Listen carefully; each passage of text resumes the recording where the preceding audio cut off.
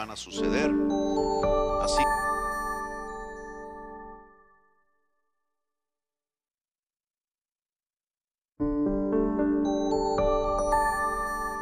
es bien curioso porque este es un pasaje, un tema de muchos años atrás y que tuve que compartir ayer en la ciudad de Ixtapaluca, allá donde usted no sabe que está, bien lejos. Fuimos anoche, pero nos alegramos al ver tantos hermanos, y ayer compartí unos principios de este pasaje, pero no voy a decir lo mismo. Creo que hay algo bien puntual de Dios esta noche para ustedes. Entonces, segunda de Samuel capítulo 6, del versículo 1 al versículo 11, y dice así la bendita palabra del Señor. David volvió a reunir a todos los escogidos de Israel, 30,000.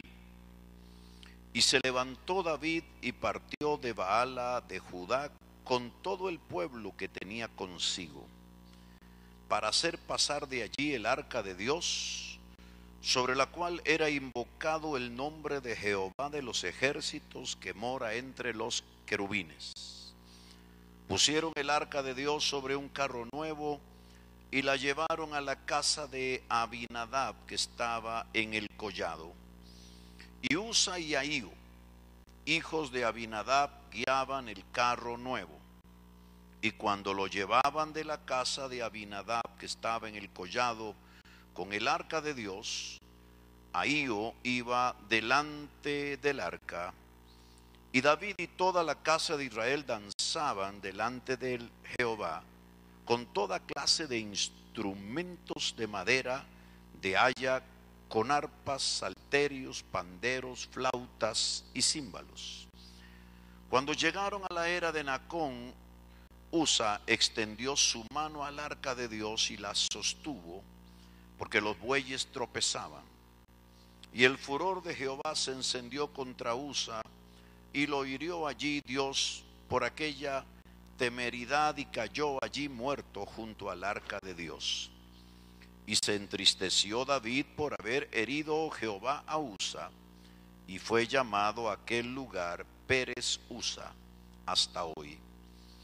Y temiendo David a Jehová aquel día, dijo: ¿cómo ha de venir a mí el arca de Jehová?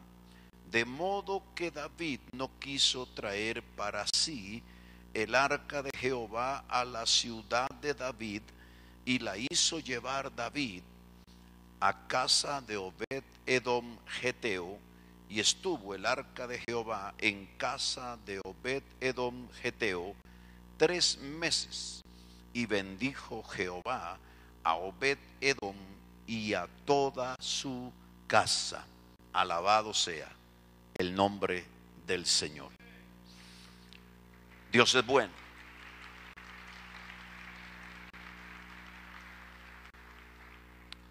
Permítame esta noche hablarle como un hermano mayor.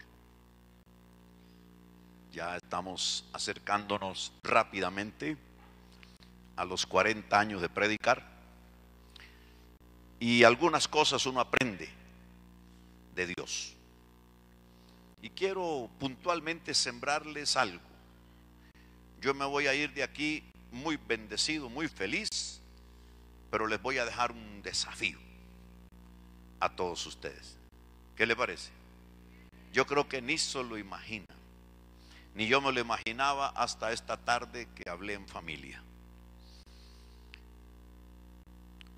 Cuando la presencia de Dios está, cuando la presencia de Dios se manifiesta, hay muchísimas cosas buenas que suceden. Cuando la presencia de Dios llena la atmósfera, sea en una casa, sea en una ciudad, sea en una nación, el favor de Dios desciende. Esto significa que podemos recibir de parte de Dios en una atmósfera de adoración, en una atmósfera de la presencia de Dios, podemos recibir milagros. Cuando hablamos de la gloria de Dios, hablamos de la manifestación de los atributos, de las cualidades, de las perfecciones de Dios. Es su naturaleza que se empieza a manifestar cuando hablamos de la gloria de Dios. Y cuando hablamos de la naturaleza, de las cualidades, de las perfecciones de Dios manifiestas, eso tiene que ver con una expresión de quien Dios es. Y cuando Dios se manifiesta, según su naturaleza, todo lo que Dios es se revela en medio de una reunión donde su presencia está. Si Dios es un Salvador, como sabemos que dice la palabra, entonces si su presencia está manifiesta, habrá salvación. ¿Cuántos dicen aleluya? Si Dios es un sanador, como la Biblia dice que Él es un sanador, ya que a través del libro del Éxodo 15:26 Él dijo: he aquí yo soy Jehová tu sanador. Cuando hablamos de la gloria de Dios y la presencia de Dios, si Dios es un sanador, nosotros tenemos que esperar que la presencia de Dios manifestada nos traiga sanidades. ¿Cuántos dicen aleluya?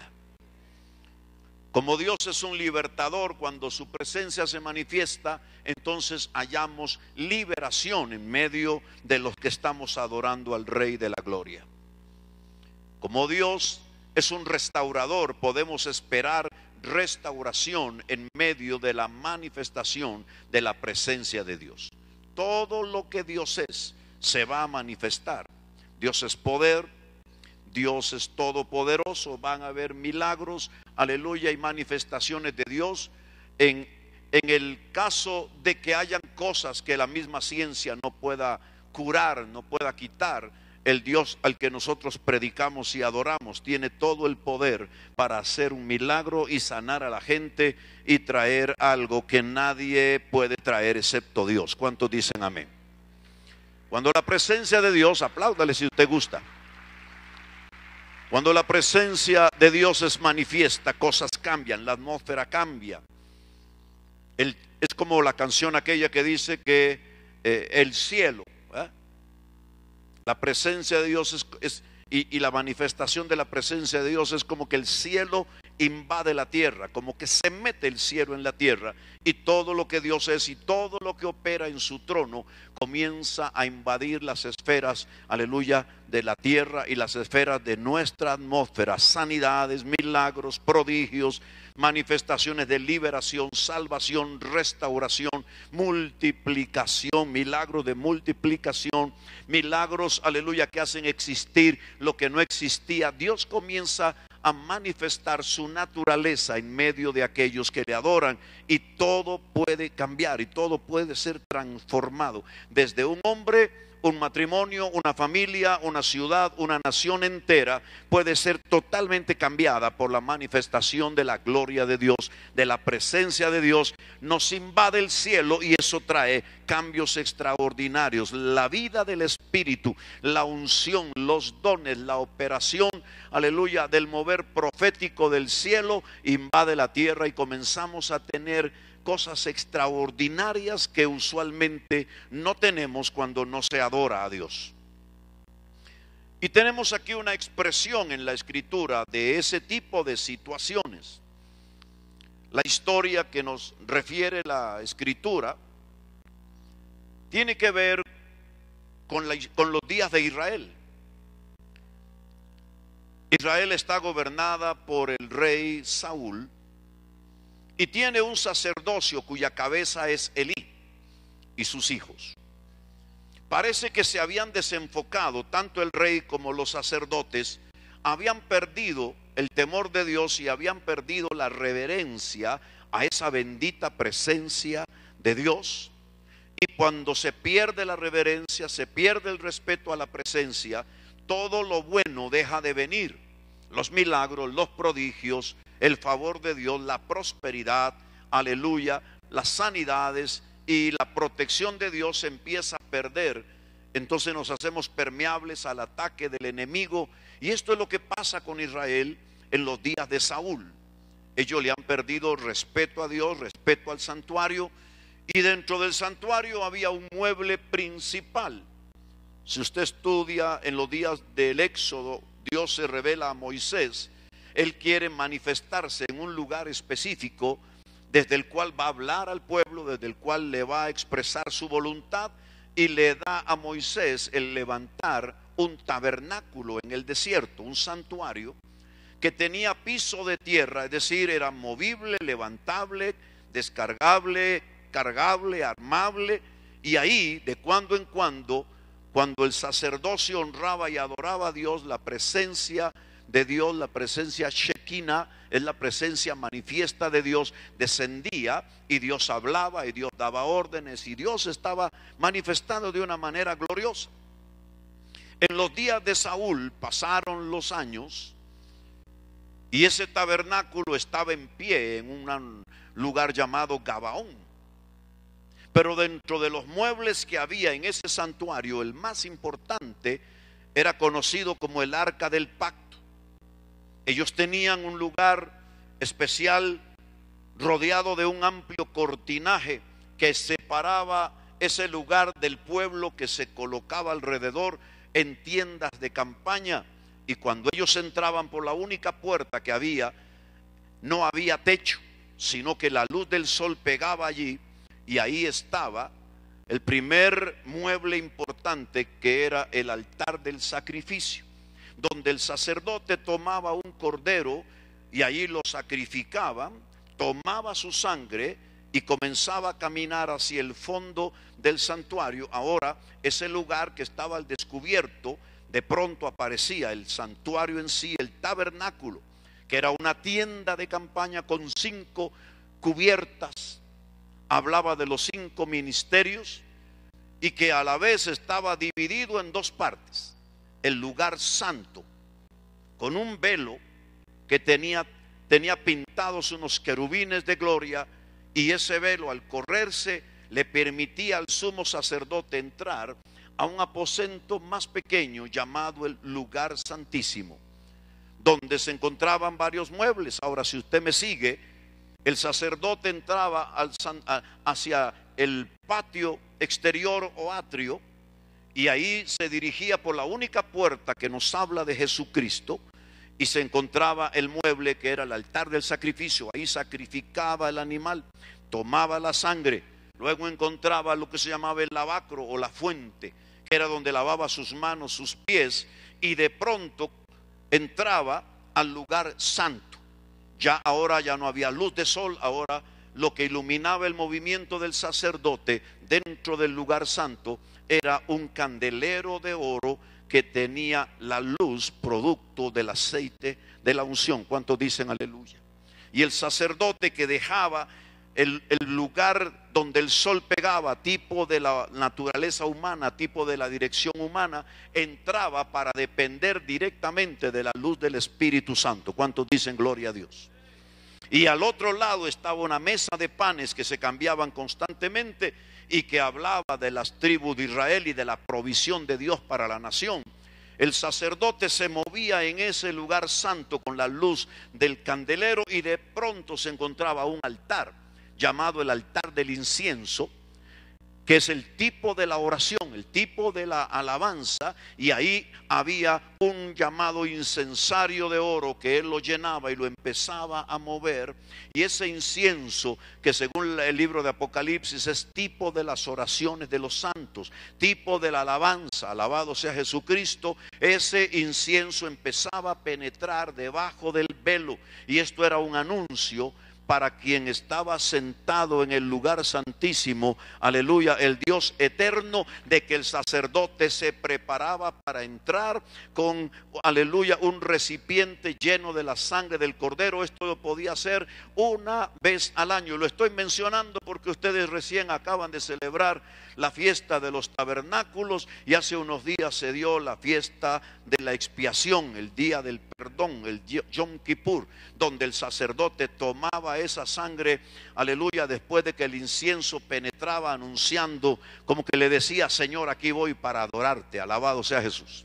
Si el sacerdote estaba en pecado, cuando ingresaba ahí, automáticamente quedaba fulminado, y una parte de su vestuario quedaba fuera, el cordón, el cinto, y si acaso él no funcionaba más porque llevaba unas granadillas y unas frutas en su vestimenta que se escuchaban cuando él se estaba moviendo. Eso significaba que Dios le había aceptado al entrar al santuario mayor y por lo tanto no había habido muerte. Si aquel sonido se interrumpía, significaba que el sacerdote había sido muerto y nadie entraba para jalarlo porque le ocurría la misma situación, sino que lo jalaban del cable, alabado sea Jesús, y ponían a otro. ¿Cuántos dicen amén? Pero si él encontraba el favor de Dios, él llegaba con, aleluya, aquella sangre y se encontraba con el mueble más importante de todos. El principal era llamado el arca del pacto, que era una caja grande donde ponían la vara de Aarón que reverdeció, las tablas de la ley y en pote del maná que Dios había enviado a Israel constantemente en el desierto. Pero que además la parte superior, el cierre, eran dos querubines que juntaban sus alas, y entonces visto de lejos lo que se miraba era como una especie de trono, una silla llamada el propiciatorio o silla de misericordia. Ahora le estoy dando en 5 minutos un seminario de una semana para que levante su mano y diga gloria a Dios. Y ese altar o silla de misericordia era donde el sacerdote vertía la sangre que se había derramado una vez al año por el pecado de toda la nación. Y si era acepto el sacerdote, el sacrificio era acepto. Y entonces en ese lugar era cuando de cuando en cuando el Señor se asentaba sobre el santuario y lo llenaba con su gloria, y era como que se sentaba en la silla de misericordia y le hablaba al sumo sacerdote, a veces con palabras que escuchaba, a veces a través de la consulta que hacía, a través del llamado Urín y Tumín, que eran unas piedras en las cuales se encontraba la voluntad positiva o el cierre negativo a hacer algo. ¿Cuántos dicen amén? Y el hombre cuando salía iluminado por la gloria de Dios. Dios se había manifestado y el pueblo estaba a la espera. ¿Qué habrá pasado con el sacerdote? Pero si él volvía, primero se regocijaban porque él había sido acepto. Segundo, se regocijaban porque la sangre derramada por los pecados de ellos había sido aceptada. Y tercero, porque comenzaba un nuevo año de bendición y de visitación de Dios para todas las naciones de Israel. ¿Cuántos dicen aleluya? Pues ese bendito mueble era esencial, era el más respetado, era el que no se podía tocar, era algo extraordinariamente importante. Y entonces Saúl lo había menospreciado Elí, los sacerdotes del santuario, pecando, contaminándolo todo. Y es entonces cuando los filisteos se levantan en guerra contra Israel. Y en esa batalla derrotan a los israelitas. Entonces se les ocurre a ellos, era una buena ocurrencia si ellos hubieran estado bien. Era una buena idea si ellos hubieran estado caminando correctamente bien, y el sacerdocio también, de llevarse al frente de la guerra, al frente de la batalla, el arca del pacto. Era como llevarse a Dios o una manifestación de la presencia de Dios. Pero estando mal el sacerdocio, estando mal el rey, estando ellos lejos de la voluntad perfecta del Altísimo, era el más tremendo error. Y en la batalla los filisteos los derrotan y le arrebatan el arca del pacto y se la llevan para su pueblo. El arca del pacto, reitero, a pesar de que era un mueble no solo emblemático, sino que, aleluya, se atribuía la manifestación de la gloria de Dios a través de este mueble. Y en cada ciudad donde el arca llegaba, había muerte, juicio. Los ídolos eran quebrados, los dioses de los filisteos, hasta que ellos entendieron que tenía que haber algo en el cual estaba inmerso el Dios de los israelitas. Y planearon devolver el arca subida en un carro nuevo hecho en Filistea con vacas recién paridas, para que fueran en contra de naturaleza. Las vacas irían hacia Bet-Semes cargando el arca, pero dejaban sus crías atrás. Y la lección práctica de la vida de estos animales es que ninguna vaca recién parida iba a ir en contra de su propia naturaleza o instinto, se iba a alejar de sus crías, sino que más bien tendería a cuidarlas y protegerlas. En este caso, los filisteos fueron inteligentes y dijeron: si el Dios de Israel está en medio de esto, estas vacas van a ir en contra de su propio instinto y de su propia voluntad, y así sabremos si el Dios de Israel está metido en este asunto. Y las vacas, dice que iban mugiendo y bramando. Era como llorando su desventura de ser alejadas de las crías, pero así fueron, porque quien los llevaba, aleluya, era la maravillosa presencia de Dios que estaba gobernando toda la situación. Y el arca llegó hasta Bet-Semes. Entonces fue llevada a casa de Abinadab hasta que vino un sustituto de Saúl, porque Saúl muere en la batalla. Los sacerdotes perecen en la batalla. Elí cae de cabeza, se desnuca. El hijo de Saúl, que sería el príncipe sucesor, muere en la batalla. Y entonces los israelitas se juntan y eligen a David como rey de Israel. Y David tenía una consigna: aquellos otros era menospreciar el arca, era menospreciar el santuario, un sacerdocio metido en la cosa más vulgar del pecado. Ahora se levanta un David cuya única meta, cuyo único deseo era que la gloria de Dios llenara su nación. ¿Cuántos dicen amén? David lo que quería era que la presencia de Dios volviera a Jerusalén, que el arca del pacto volviera a Gabaón, para que Dios pudiese ser alabado y pudiese ser glorificado otra vez. Y entonces dice que David se va para allá y se lleva 30,000 gentes para traerse el arca en una fiesta tremenda. Como un profeta y un vidente de Dios, él era un constructor de instrumentos, entrega los instrumentos, arpas, salterios, decacordios, y aquello es una fiesta, es una procesión de alabanza extraordinaria. Y van en el camino de la casa de Abinadab hacia Jerusalén, danzando, celebrando. Pero de pronto, como se estaban cargando el arca, no como Dios ha dicho en la palabra, sino como los filisteos dijeron, los bueyes tropezaron y el arca empezó a tambalearse. Y se les olvidó, por el mismo menosprecio que tenían algunos sacerdotes, de que el arca no se podía tocar, sino que sería víctima de juicio divino el que lo hiciera. Y le metieron mano al arca y vino una descarga de poder, de juicio de Dios, y murió el sacerdote. David, al ver aquello, tuvo un profundo temor. Imagínese usted, un hombre que es nombrado rey, un hombre que tiene una intención de traer la presencia de Dios hacia su capital, hacia su ciudad, un hombre que ha organizado instrumentos, instrumentistas, y vienen en una fiesta, y de pronto todo aquello que es una celebración al Dios viviente produce un impacto de muerte. Y David piensa: ¿cómo yo voy a llevar el arca del pacto a Jerusalén? Lo bueno fue que David pensó que algo no estaba sucediendo bien, que algo no se estaba haciendo bien. Por lo tanto, se metió a estudiar las escrituras, y mientras tanto se encontró a un hombre bueno. Diga al que está a su lado: se encontró un hombre bueno. Otra vez dígale: se encontró una buena familia.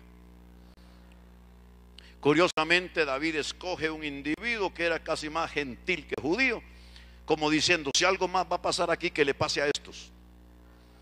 Y dice que tomó el arca del pacto y la llevaron a la casa de Obed-Edom Geteo. Y dice la escritura que pasaron las semanas y nadie se moría en la casa de Obed-Edom, que organizó a todo su clan, porque eran como 60 de familia. Era productivo el Obed, y tenía cualquier cantidad de hijos y familia, y los organizó por turnos. Y dice que comenzó a honrar la presencia del Señor en el arca del pacto 24 horas al día. Aleluya. Diga conmigo: 24 horas al día. Diga conmigo: pero 7 días de la semana. Ahora diga: pero 30 días del mes. Diga: pero por un mes. Diga: por 2 meses. Diga: por 3 meses. Y David se la pasaba preguntando: ¿pasó algo en la casa de Obed-Edom? ¿Se murió alguno?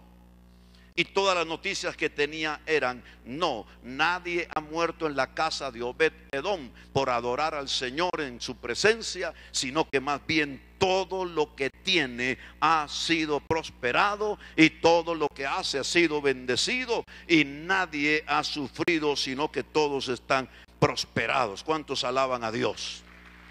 No solo ellos, sino cuanto hacía. Entonces David entiende la lección. La lección de David es, bueno, si este hombre adoró 24 horas al día por 3 meses y no murió nadie, sino que todo lo que hace ha sido prosperado, entonces vamos a traernos el arca para la ciudad de Jerusalén, y en lugar de 3 meses nosotros vamos a adorar al Señor por turnos, 24 horas al día, por todas las semanas del mes, por todos los meses del año y por todos los años que yo sea rey en Israel. ¿Cuántos alaban a Dios? Y se trajo el arca del pacto, y en medio de la experiencia él concluye que no debe devolver el arca al tabernáculo que está levantado en Gabaón con los límites y las ceremonias, sino que lo va a levantar y lo va a poner en el monte de Sión, en una enramada visible a todos, y que esa gloria manifestada en una llama azulada, la Shekinah de Dios, la pudiera ver toda la gente. Y entonces David ya no solamente se trajo a los sacerdotes levitas, sino se trajo a todo adorador y los organizó por turnos, aleluya, y por 24 horas al día, por 7 días de la semana, por meses, por casi 40 años, Israel adoró y glorificó al nombre de Dios. Y ya no solo una familia, sino una nación fue prosperada, aleluya. Todo lo que hacían era prosperado. Ningún rey pagano lo pudo derrotar, ningún ejército le pudo ganar, y fue el hombre que se enriqueció más con tesoros personales, y fue el rey que entregó el mayor caudal de riqueza para la construcción del templo de su hijo Salomón, porque no hubo otro hombre más rico sobre la tierra que David. ¿Cuántos dicen aleluya? No fue Salomón el más rico, Salomón fue el heredero más rico, pero el que hizo la plata se llama David. ¿Cuántos alaban a Dios? Mueva su mano y diga: cuando uno adora a Dios, dígale, cuando la adoración se vuelve el enfoque de tu vida, todo lo que tú haces es prosperado, todo lo que tienes es prosperado, toda tu casa es prosperada y toda tu familia es bendecida. ¿Cuántos dicen gloria a Dios? Ahora, mueva su manita hacia el cielo y diga: si en una ciudad nosotros nos enfocamos en adorar, entonces todo lo que se haga en la ciudad será prosperado y será bendecido, y las familias serán bendecidas. Ahora mueva su mano y diga: la gloria de Dios vendrá sobre la ciudad, y por lo tanto habrá salvación, habrá restauración, habrá liberación, habrán prodigios, habrán milagros. Alabado sea Dios, aleluya. Ahora mueva su manita hacia el cielo fuertemente y diga: si en León nos enfocamos en adorar a Dios 24 horas al día, por todos los días de la semana, por los meses que Dios pida, vamos a ver a Dios llenar con su gloria la ciudad, y todo lo que hagamos será prosperado. Habrá restauración, sanidades, milagros, prodigios, aleluya.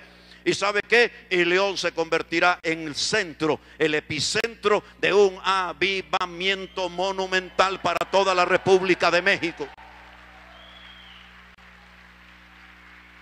¿No me escucharon algunos? Lo que yo estoy diciendo es que si ustedes se enfocan en adorar a Dios, esta ciudad se convertirá en el centro, en el eje motor de uno de los avivamientos más grandes de la historia de todo México. ¿Cuántos dicen gloria a Dios?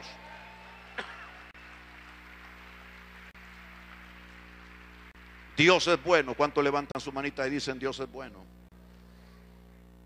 Hace muchísimos años yo tuve una experiencia. Año 83, mientras ayunaba, el Señor me sacó de mi cuerpo y me llevó al cielo. ¿Cuántos mueven su mano y dicen aleluya? Tuve un éxtasis y fui llevado al cielo.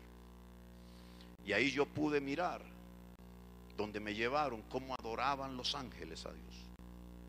La adoración celestial, la música, los cantos, la instrumentación. Oía todos los sonidos a la vez, pero los podía distinguir individualmente. Las voces. La experiencia debe haber durado unas 2 horas. Y cuando volví en mí, todo había cambiado.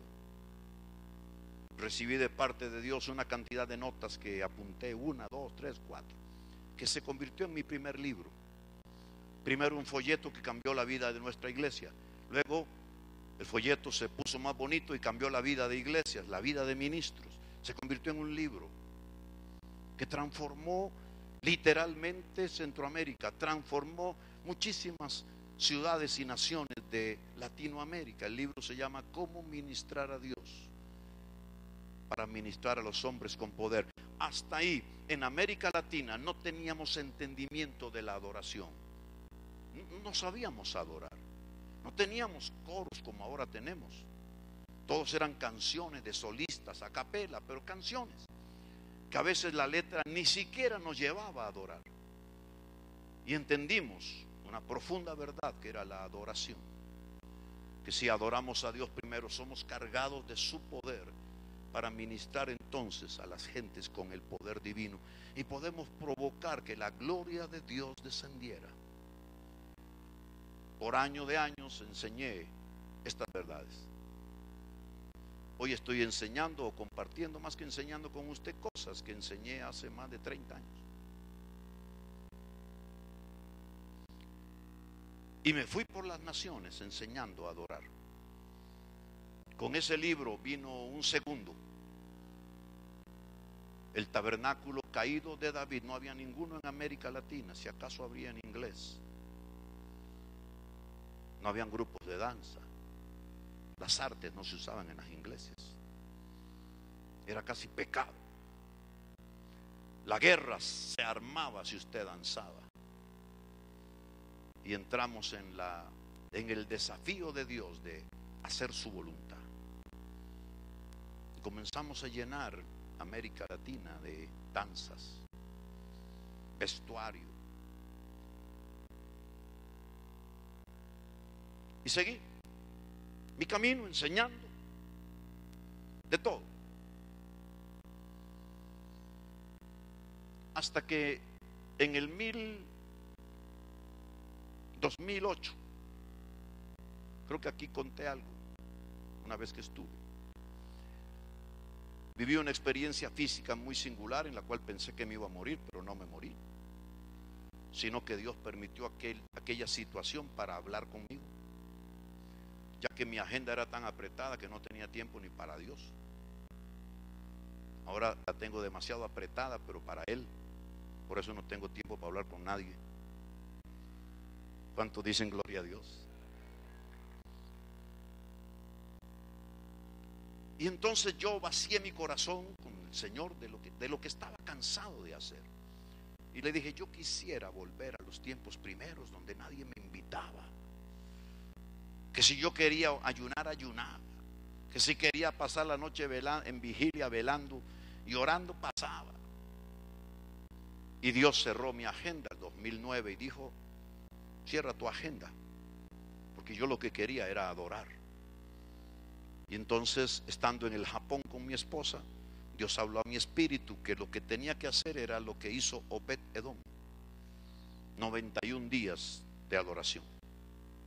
Cerré mi agenda por más de 100 días y decidí comenzar a adorar como yo quisiera y pudiera. Y le dije a mi iglesia, yo voy a comenzar un tiempo de adoración de 91 días. Es mi búsqueda. No los estoy invitando ni los estoy obligando. Si ustedes quieren, vienen. Si no quieren, no vengan. No me voy a preocupar quién dirige el culto, quién prende la luz, a qué hora se va el último. No me interesa. Yo voy a venir y no voy a atender a nadie, no voy a hablar con nadie. Yo solo voy a buscar, aleluya, de la presencia de Dios. Y yo pensé que con esa invitación no iba a venir nadie. Pero en el primer día, que fue 1 de enero del año 2009, Felipe, se me llenó la iglesia y nunca se dejó de llenar hasta que terminamos los 91 días de adoración. Y eso significó que entonces abríamos la iglesia en las madrugadas y sumábamos tiempo de adoración en la mañana y tiempo de adoración en la tarde y por la noche. Y conforme pasaban las semanas, fue tomándose 24 horas de adoración. Teníamos 1 o 2 tecladistas, y como eran tantos cultos, al final teníamos 5, y teníamos bajistas de todo calibre, y las danzas se multiplicaron y las entradas financieras se nos cuadruplicaron, aleluya, en tiempos más difíciles del mundo económicamente. No dejamos de construir lo que estábamos construyendo. ¿Por qué? Porque solo estábamos adorando, ni podíamos motivar mucho la ofrenda. Al final decíamos, el que tenga una ofrenda, pase ahí, como dijo Felipe ahora, si usted se tiene que ir, pase. El que usted se vaya no significa que esto se acabó, pero usted puede ofrendar. Y la vida nos cambió. 2009, Entonces yo voy a Brasil, estoy tirado en el piso orando en Sao Paulo, recordando profecías que se le han dado a mi país. Y le digo: Señor, este avivamiento que tú has hablado, ¿cómo va a venir? Porque cuando uno empieza a viajar tanto, se desliga mucho del liderazgo de una nación y no tienes oportunidad de planear con ellos y qué están haciendo, y a veces uno pierde muchas cosas que se están haciendo en el país. Y yo dije: ¿cómo esto va a suceder? Porque en medio de todo sabía que no se estaba haciendo mucho, y oí la voz de Dios audible a mis oídos ahí tirado, que dijo: hijo, con las mujeres, como la primera vez con las mujeres. Santo Dios. Y yo sabía cómo fue la primera vez. ¿Sabe cómo fue la primera vez? Año 89 hicimos la cruzada más grande de la historia. Yo era un evangelista, pastor evangelista. 150,000 personas el último día congregadas, milagros al por mayor. Pero los varones pastores no atacaban solo a las damas, sino atacaban a los ungidos varones. Y se me cerró el apoyo de los pastores. ¿Y sabe quiénes me ayudaron a conquistar la nación? Levante su mano así si usted es una buena mujer de Dios. Y si es un hombre de Dios, levante la mano y diga: con las mujeres. Diga: hijo, con las mujeres, con las mujeres. Y Dios me llamó a convocarlas al Gimnasio Nacional para meterlas a orar y ayunar por esa cruzada, y logramos una victoria extraordinaria hasta el día de hoy, la cruzada más grande de la historia. Y Dios me recuerda: con las mujeres, como la primera vez. Y me da una orden: comienza a levantarme las mujeres en tu país con reuniones de intercesión. Le vas a llamar Operación Esther y les vas a poner en las manos un libro con los principales principios de intercesión, de guerra espiritual de tu nación. Le pondrás el nombre de todos tus diputados, todos tus ministros, viceministros, gabinetes, presidentes, ciudades, lugares, municipios, y vas a meterlas a orar y a ayunar, levantarme un ejército de mujeres. Empecé a ir por todo el país, 72 reuniones, miles de mujeres, llenándolo todo. Y entre medio pregunta un hombre por la radio: hermano Ronnie, ¿no le podrá preguntar a usted al Señor si también tiene algún plancito para nosotros los varones? Y pregunté, y Dios me dijo: sí, tengo un plan con los varones. Diles que el plan se va a llamar Hombres de Verdad. Y te vas a mover por todo el país y vas a levantarme 7,000 hombres que no hayan doblado la rodilla delante de Baal, y les vas a poner en sus manos un libro. El libro yo lo había escrito, se llama Estableciendo los escenarios proféticos para las generaciones. Y entonces Pablo me salió con la suya. Me dice: papi, ¿por qué no le preguntas al Señor si no tendrá algún plancito con los jóvenes? Y Dios dijo también: jóvenes con destino. Y en cosa de unas semanas Felipe tenía alborotado el panal, mujeres por todo lado orando, hombres intercediendo por sus familias, jóvenes encendidos en el fuego de Dios. Y yo dije: tengo en mis manos las bases de un avivamiento de un país pequeño de 4 o 5 millones de habitantes. El estado más chiquito de ustedes es como 30 veces el país nuestro. Y entonces busco estadio de fútbol. El Estadio Nacional lo habían votado para levantar uno nuevo y solo habían 2, pequeños pero grandes en nuestro contexto. El Estadio Saprissa, del campeón de aquel tiempo. No, ese no era el campeón, era el equipo mío, en la Liga Deportiva Alajuelense. Y entonces contratamos ese porque era mi equipo. ¿Qué le parece? Y el 1 de enero yo me despierto. Tú sabes, el 1 de enero uno siempre hace planes, el 31. Y le digo: Señor, yo quiero ser sincero contigo. No sé cómo hacer esto. Tengo 3 masas de gente alborotada. Un estadio, pero ¿a dónde los llevo? Todos al mismo lugar. Alquilo 3 estadios. Y le dije: tú naciste judío y eres bueno para los negocios. ¿Cómo lo harías? ¿Ah? ¿Sabe cómo me dijo que lo haría? Me dijo: yo lo haría a la manera judía. Metería a los hombres en la mañana, las mujeres al mediodía y los jóvenes en la tarde en el mismo estadio.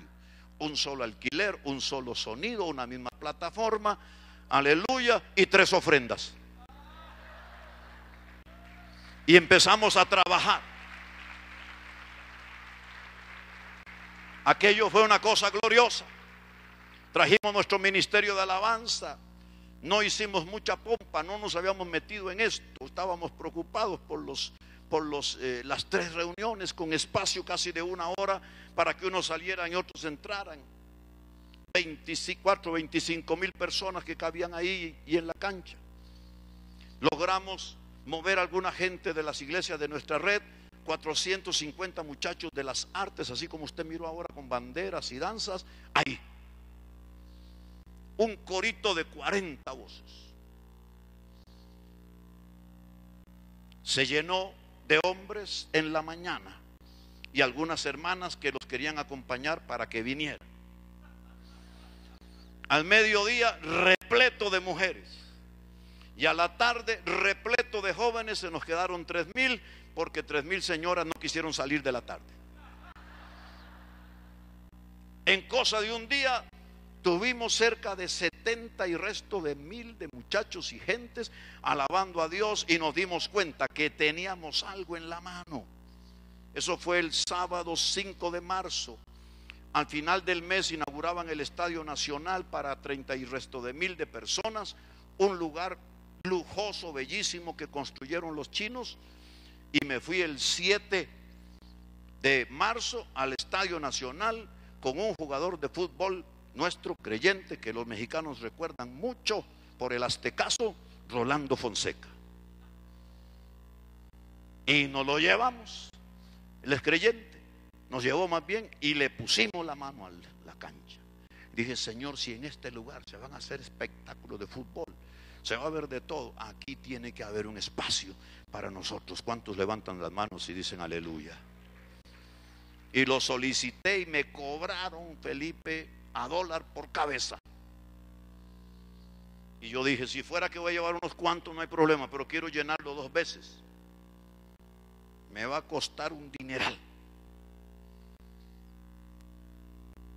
Y entonces, para llevar la gente ahí, había que moverse por todo el país. Y entregamos un librito que se llamó Activación Profética de la Familia. Hicimos 160 reuniones en todo el país para provocar a la gente a ir al estadio. Ahora la meta eran 1,000 personas en el coro. Ahora la meta eran 1,400 en la cancha danzando. Y estadio lleno en la mañana y estadio lleno por la tarde. Y se llenó las 2 veces. Adorando a Dios en familia se llamó el evento. ¿Cuántos mueven su manita hacia el cielo? A usted le va a llegar algo. Yo lo voy a dejar a usted aquí desafiado hasta el alma. ¿Cuántos mueven sus manos? Y entonces decidimos que el 2013 tendríamos que hacer lo mismo. Y recorrimos 180 lugares provocando adoración y evangelismo profético. Y lo llenamos 2 veces. Y el país empezó a cambiar. Con muchas cosas importantes. El país más verde del planeta. Uno de los principales países en servicio de toda América, compitiendo con las naciones más grandes de nuestro continente. Un desarrollo. El país más computarizado del mundo por metro cuadrado y por número de habitantes. El país que en 3 años seguidos ha ganado el calificativo de la ONU, que es el país donde la gente vive más feliz del mundo. Los ticos tienen algo tan especial que hasta en las pruebas le dicen a usted que están pura vida. O sea, no sé cómo pasó, pero confiesan bien. Usted le dice: ¿cómo estás? Aunque se lo esté llevando quien lo trajo, y dice: pura vida. El país explotó en turismo. El café está posicionado, Felipe, me lo dijo una persona importante en este campo, que Costa Rica está dando 20 por hectárea cuadrada. Eso significa que es un puntaje. Las naciones están dando 1 por hectárea cuadrada. Brasil, que es el mayor productor, 4 por hectárea cuadrada, y el nuestro empezó hace un año a producir 20 por hectárea cuadrada. Ahora que yo fui a Nicaragua, me pidieron los nicaragüenses que oráramos por la tierra. Me dice: es que por cada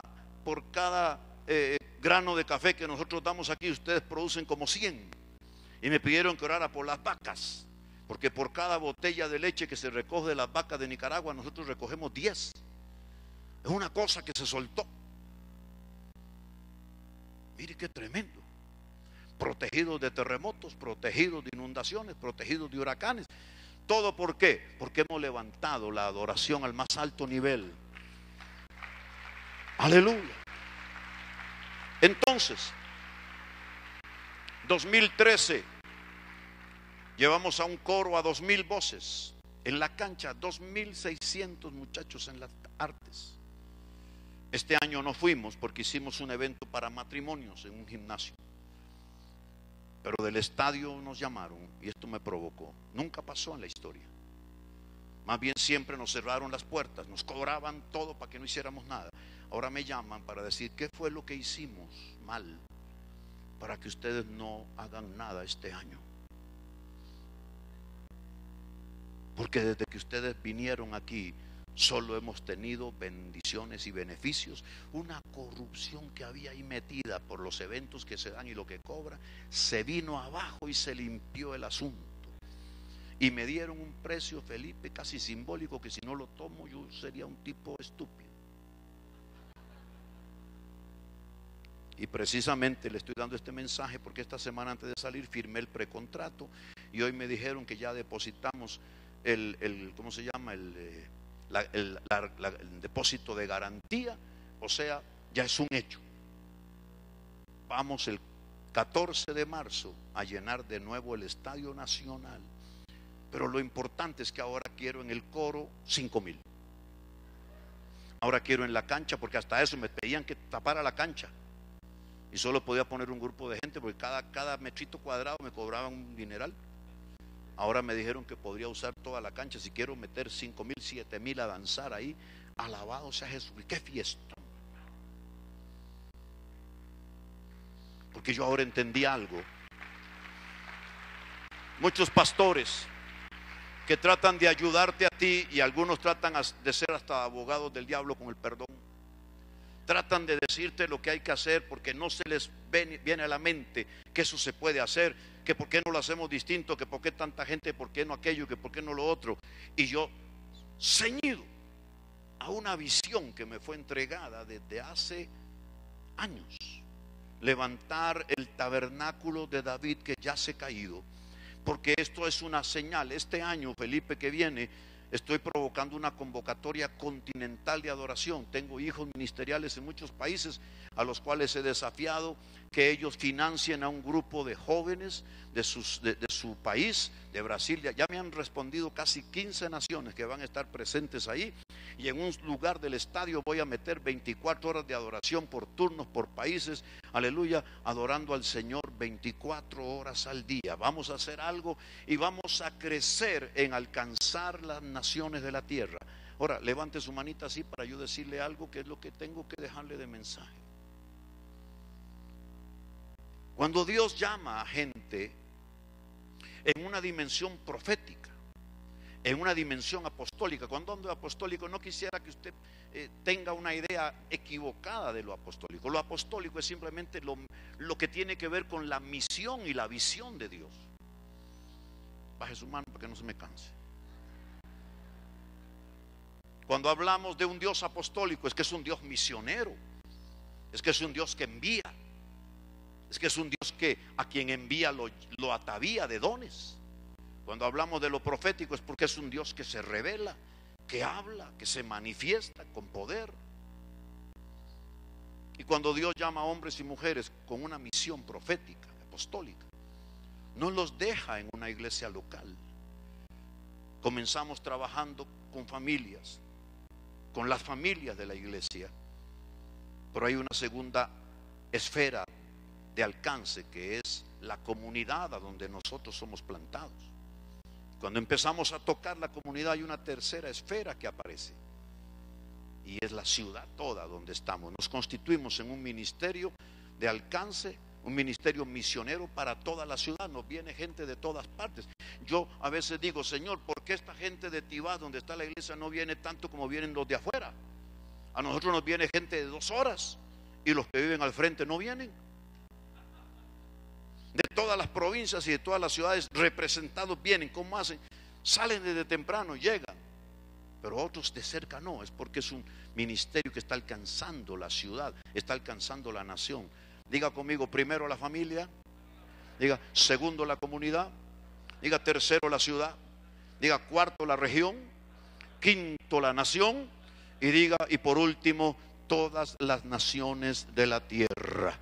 Ahora levante su mano para decirle algo aquí. Yo estoy totalmente seguro, después de que oí a Felipe hablar, después de que oí a Angélica, y después de que he estado aquí una o dos veces, yo estoy totalmente seguro que hay algo que Dios nos regaló a nosotros y a ellos y a muchos como ellos y como yo, que tiene que ver con alcanzar familias, con alcanzar la comunidad, con alcanzar la ciudad, con alcanzar las regiones, con alcanzar la nación y con alcanzar las naciones de la tierra. ¿Cuántos mueven sus manos? Dicen aleluya. Ustedes están a punto de descubrir el por qué Dios les ha entregado una iglesia, cómo les ha entregado ministros, cómo les ha dado, aleluya, y cómo una familia salmística se está proyectando, aleluya, porque Dios quiere tocar, aleluya, literalmente León y convertirla en el centro de un avivamiento regional sin precedentes en la historia de México. Y cuando él me hablaba que mañana vienen pastores y líderes de 70 congregaciones por lo menos, alabado sea el nombre de Jesucristo, eso es un alcance de paternidad apostólica. Esto es un trabajo profético que puede movilizar a gente, aleluya, para tomar las ciudades más importantes de México, para darle un giro completo a la situación de México en cuanto a seguridad, en cuanto a trabajo, en cuanto a economía. México va a ser transformado de una manera extraordinaria, pero hay que comenzar por algún punto. Déjeme ir terminando. Pedí que me trajeran este manual, que curiosamente es el único que traje a México y es el único que me traje. Así se llama el libro: Levantando un altar nacional de adoración a Jesús. Aquí está 450 fotografías para que la disfrute Felipe, Angélica y sus hijos, de todo lo que estoy diciendo. Alito, venga, usted me ayuda. Tal vez no lo vea usted, vea solo parchones, pero imagíneselo. Súbase, papá. Aquí está la historia. Esto es un memorial. Esto no se hizo nunca. Y sabe que ahora que vamos a alquilar este estadio, Dios habló cuando estuve en Nicaragua, un pueblo donde la necesidad es tan grande que el desempleo es de casi 70%. Todos se nos están yendo a Costa Rica. Yo quiero que sean prosperados para que se queden ahí, para que sean bendecidos. Hágale así, pásele para que mire aquellos un poquito. Ah, bueno, ahí cámara, son fotos, niños.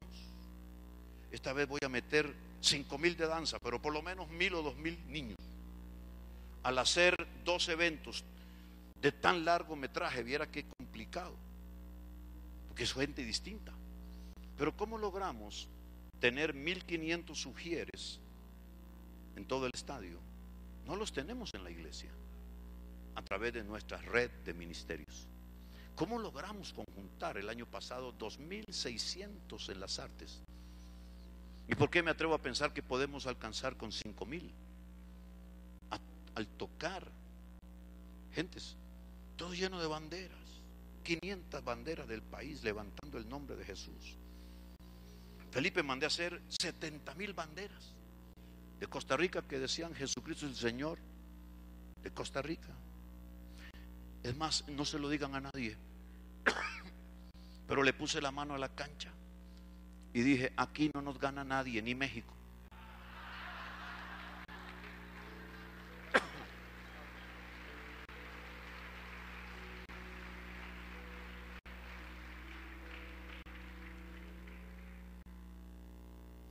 Y después que clasificamos, o antes de clasificar, hicimos activa a Brasil, le dimos vuelta completa a Brasil y dijimos: aquí ganamos.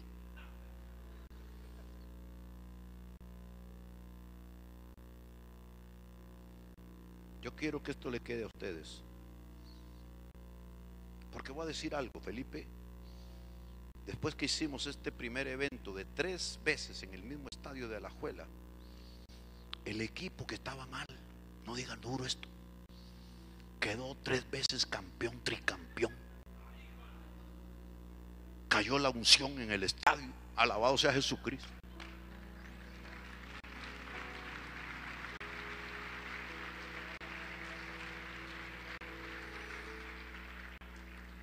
Toda verdad es paralela. Algo está pasando en México, pero algo está comenzando en León. Toda verdad es paralela. No sé si entiendes eso. Sabes que en Costa Rica está pasando algo insólito. Son los mismos jugadorcitos, los mismos equipitos, pero ahora algo le sucede y se meten dentro de los 8 primeros, sorprendiendo al mundo, y no perdieron con nadie. Y la mayoría de jugadores los están llevando a Europa. Y más que los jugadores, es lo que le pasó al país. Es porque la mayoría son muchachos cristianos. Usted sabe lo que es cuando los reciben. Casi 1 millón de gente se salió a la calle. Y que nuestro portero Keylor Navas, que ahora está con el Real Madrid, él le diga a la gente para terminar: vamos a terminar aquí y quiero que hagamos algo. Quiero que le demos gracias a Dios por todo lo que hemos alcanzado. Usted sabe lo que es ver miles de gentes, tal vez con diferentes trasfondos religiosos, pero uniéndose en función del deporte. Que el hombre, antes del juego contra Holanda, que no le metieron uno y por todo lado pegaban los balones en el poste y en todo lado, que les haya dicho que él siempre ora y Dios le pone 2 ángeles, uno a la derecha y otro a la izquierda. Y de verdad que habían ángeles, porque no sé cómo no entraron. Está pasando algo en ese pequeño país. Es el resultado, es el producto. Que hasta los malos políticos se entorpecen y no pueden meter sus proyectos. Y quieren hacer lo malo, pero les sale bueno. Y de todos los partidos, no de uno. Algo está pasando en México. Yo vengo a México desde el año 89, 25 años de venir. Es quizás el país que más yo visité. Más de 100 veces yo he venido aquí. Conozco todo su país, donde usted menos piensa. Le he dado vuelta una y otra vez. Bueno, mire que anoche en Iztapaluca, y conozco Iztapalapa. Algo está pasando en León. Toda verdad es paralela. De la manera insólita quedaron campeones de fútbol. De la manera insólita vi campeones de fútbol. Son cosas que uno tiene que ver. No es que Dios vaya con el León o vaya en contra del Guadalajara, pero en la de menos Dios quiere decir algo a los de León. Levante su mano.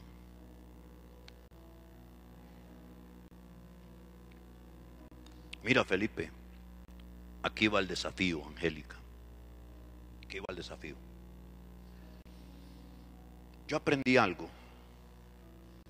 Esperé que mucha gente lo hiciera, hasta que descubrí que si yo no lo hacía, no lo hacía nadie. No creí ser el mejor, pero sí el más atrevido.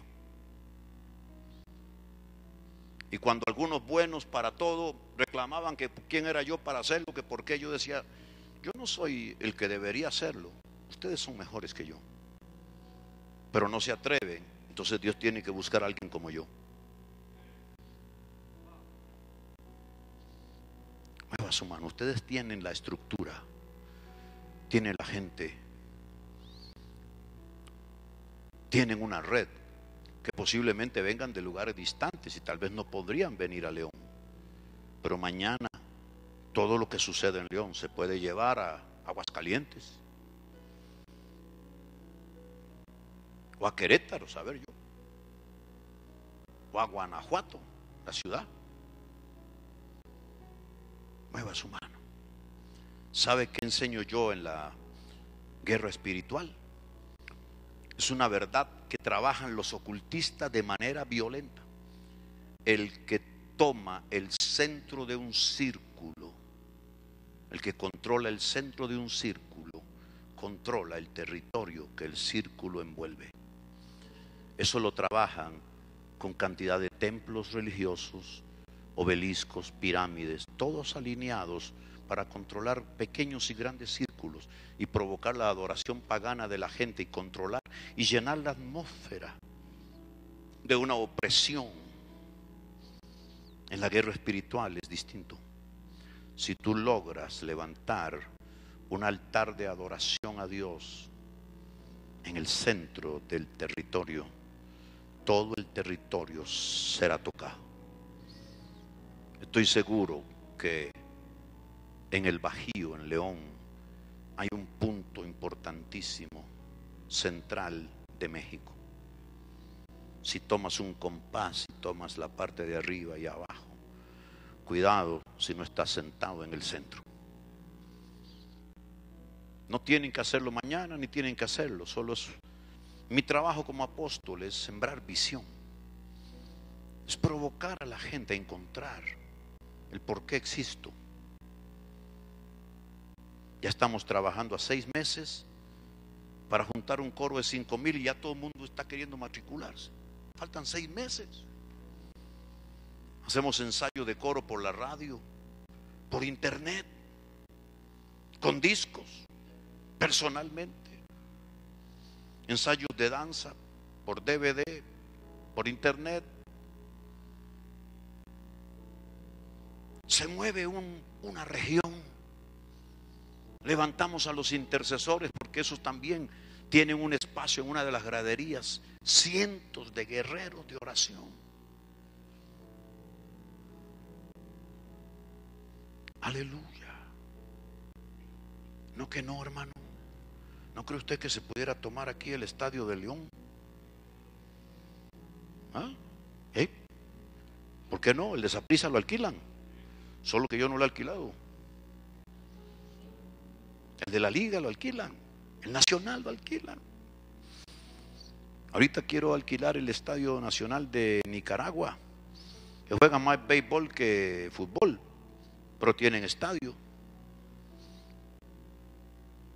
Y en abril llenarlo de niquitas que adoren, para que el índice de desempleo baje, para que la inversión venga, para que lo que pasó con Obed Edom y con Israel se venga. No le estoy hablando de teoría, es lo que es. Sabe que a veces a la gente no le decimos las cosas como son. A veces nuestra gente se va en busca de las puertas equivocadas. Pero si levantáramos un altar de adoración en la casa, si esa computadora o ese iPhone o ese iPad que tenemos lo ponemos a funcionar 24 horas al día por 7 días, por un mes, algo le va a pasar a su economía, algo le va a pasar a su familia, algo le va a pasar a su casa. Aleluya. Y si usted se mete el mayor tiempo posible para adorar al Rey de Gloria, aleluya, algo le va a cambiar. Dios es un Dios de principios. No se trata de hacer 3 meses para que no sea la bendición venga, no. Eso fue una lección para decirnos que entre más tiempo nosotros dediquemos para adorar a Dios, algo va a suceder, la atmósfera va a cambiar, el entorno va a cambiar. Dios se va a meter en tus batallas. Aleluya.